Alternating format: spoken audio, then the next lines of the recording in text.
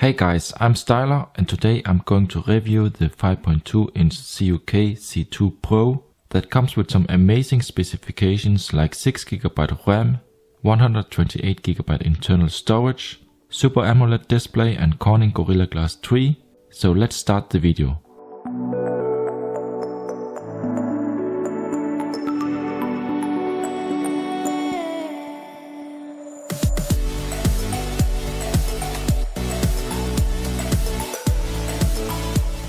So to those who never have heard about this phone, ZUK is a Chinese smartphone company founded in 2015 and is a spin-off of the Lenovo smartphone business.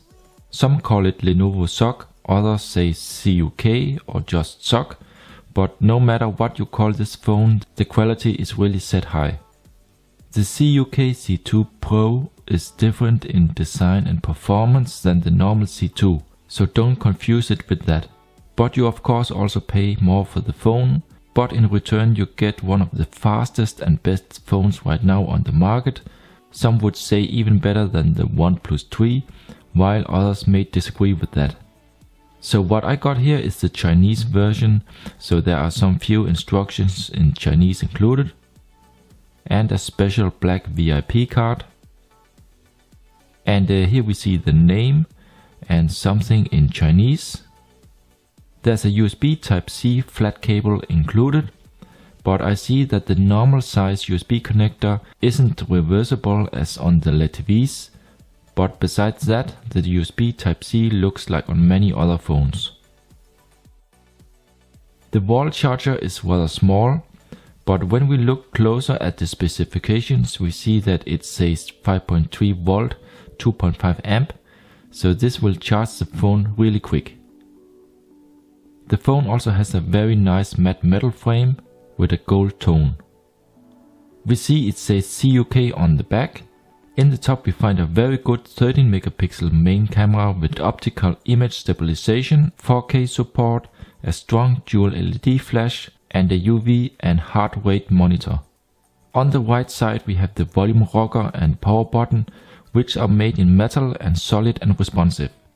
In the top there's just a noise cancelling microphone and some plastic parts to improve the network reception. On the left we have a dual SIM tray, and notice that this phone does not support TF cards, but that should actually also not be needed because it has 128GB storage. And last in the bottom we find the 3.5mm headphone jack, microphone, USB Type-C port and a high quality built-in loudspeaker. And notice also that it comes with a pre-installed screen protector out of the box. In the top we find the ear speaker, light and proximity sensor and an 8 megapixel front camera. The phone comes with a 5.2-inch Super AMOLED display and very fast fingerprint scanner integrated into the home button. The backside is made of glass and curves a little bit, so it gives a good grip in the hand. Also it has a built-in non-removable 3000 mAh battery, which is more than enough for one whole day, even for power users. Now let me show you the phone in action. It has support for double tap to wake, which works every time. But it is even faster and easier just to use the fingerprint scanner in the home button. Let me also try another learned finger. And last a third finger not learned, and as you can see it doesn't accept that finger. But with a correct learned finger it will unlock instantly. So far it has never failed on me, and it is equal to what found on a Samsung Galaxy S7 or iPhone. On the lock screen you can slide up to unlock normal, or you can here also slide to the side to go straight to the camera.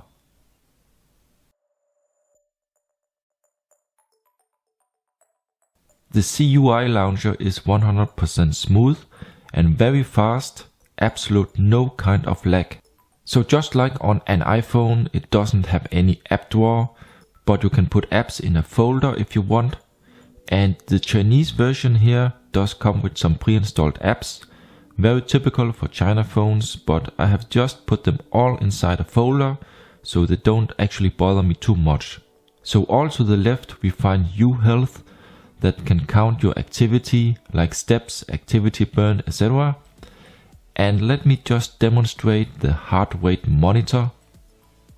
You place the finger on the sensor on the back. You then have to keep it still for some time and it will start to measure the heart rate. After some time it will show the beats per minute and amount of oxygen in the blood. So if we then try to click here on the sun icon, you can see that it can also measure the UV. Then you have to point the back of the phone against the sun. And it will then begin to measure. And here there is of course 0.0 right now.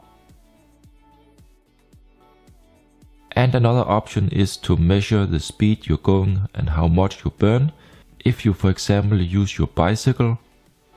If you click on the main icon, you will go to another page that shows today's activity, like for example number of steps. Next, let me show you the features of the home button. If you just touch it, you can use it as a back button. If you press and hold it down, it can start the overview of recent apps. But if you actually have more apps opened in the background, you can also just swipe to the side on the button and it will jump back into previously opened apps. And that can be done really fast, and I must say that I have found this very useful and it works perfect. If I press down on the button, it will take me back to home. And last, if I just hold my finger on the home button without pressing down on it, it will directly turn off the display. In my opinion, a very convenient feature. On this phone, the quick toggles are hidden in the bottom. You just need to swipe up to see them. And here you can directly control the brightness and slide to the right to see more quick toggles. These can of course also be set up and configured. If I slide down from the top, there will not be anything special, only the clock, date and notifications will be listed here. The phone does not have any physical menu or back buttons, but I must say that the home button actually does the job just perfect, so I don't miss them at all. You can also just swipe in the center of the screen and it will open a quick search bar where you can search for anything you want on the phone. In AnTuTu 6, the phone scores 144,352 points, which is an amazing score. That is also currently the top score on any China smartphone that I so far have tested. And here you also see that it is about 4,000 points more than a standard OnePlus 3. There is also a Chinese music player which includes a Chinese music store, and here you can listen to various artists from Asia, but also some few from USA and other places, so that's really nice. And here also a quick look at the stock weather widget. Unfortunately it is all in Chinese, but still you can check the temperature and see the forecast. The phone didn't have any Google Play Store out of the box, but with some few APK files, it is really fast and easy to install yourself. I will of course provide a link to these files below in the video description for anyone who should need them. Another nice thing is that the fingerprint scanner can also be used in the Play Store. The phone also has a multicolored notification LED, so if you for instance get a SMS, you will get notified via a flashing LED in the top of the phone, and when you charge it, this will turn red. A small but funny thing is also that the SMS icon is animated and will look up when there's a new SMS in the inbox.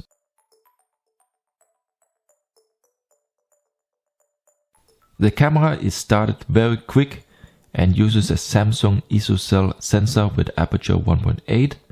It can do 4K video recording and slow motion with up to 960 frames per second, so super slow motion is possible.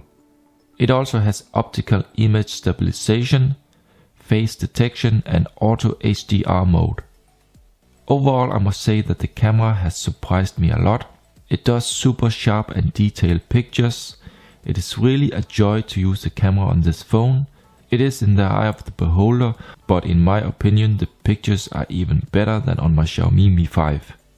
I will as always show you some samples here in the video, but also provide a link in the video description to some camera pictures in high resolution, so you can be the judge yourself.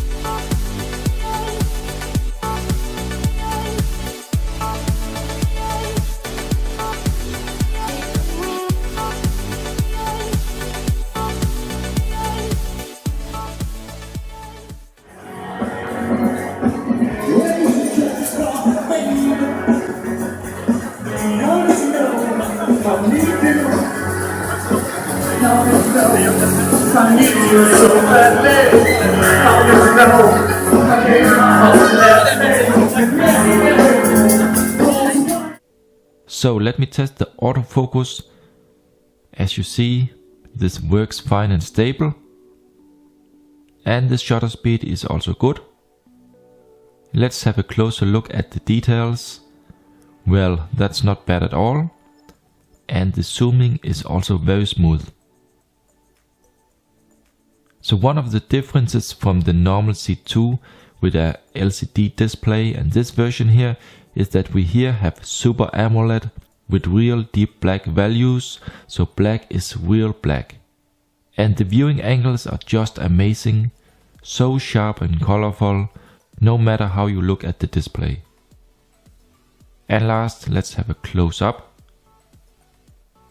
Let me turn on the dual LED flash, and as you see, this one is very powerful. Maybe not the strongest I have seen, but still above average. And here a test picture in the dark, and it looks okay. Less details as in daylight, but still fine. So in the next few minutes, I'm just going through some of the phone settings really quick, just for those who want to see these.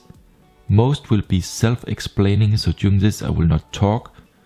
Just see this as an extra bonus, as most other reviewers normally don't do that, but sometimes there are some infos and funny extra features to find in there.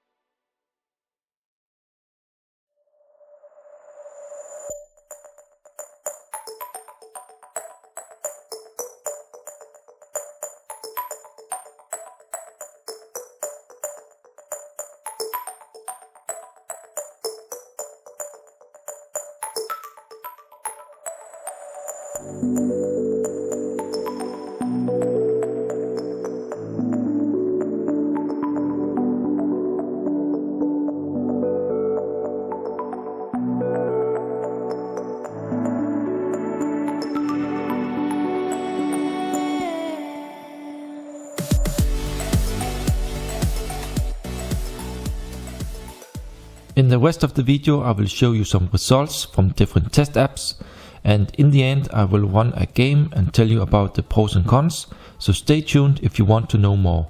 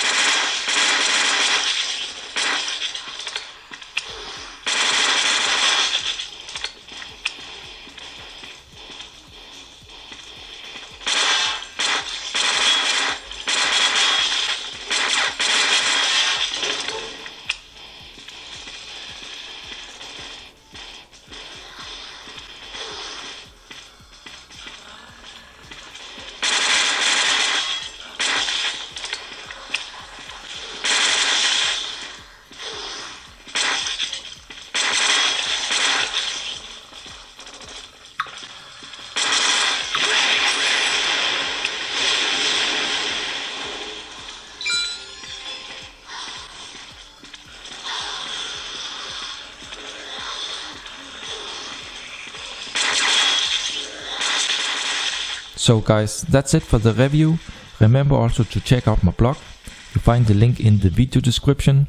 If you have any questions, please feel free to comment below, give a thumbs up and subscribe to my channel for more. Thank you for watching, and I'll see you in the next one.